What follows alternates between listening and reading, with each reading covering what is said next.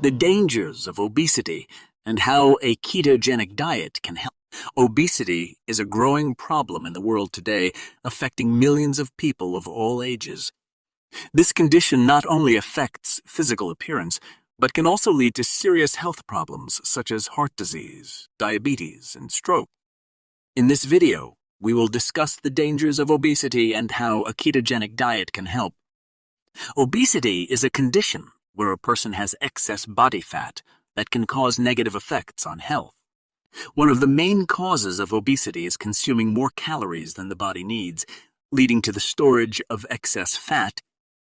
The excess fat can cause the body to produce insulin resistance, which can lead to type 2 diabetes, high blood pressure, and other serious health issues. One solution to obesity is the ketogenic diet.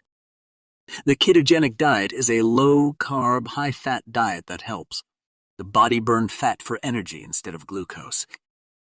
This process is known as ketosis, where the liver converts stored fat into ketones that the body can use for energy. By reducing carbohydrates and increasing healthy fats, the ketogenic diet helps to regulate blood sugar levels, lower insulin resistance, and reduce inflammation in the body. Studies have shown that the ketogenic diet can help reduce body weight and improve overall health. The diet helps to reduce appetite, leading to fewer calories consumed, which can lead to weight loss. Additionally, the diet has been shown to improve insulin sensitivity, reduce inflammation, and lower the risk of heart disease and other chronic illnesses. My conclusion: obesity is a serious health problem that can lead to many health issues.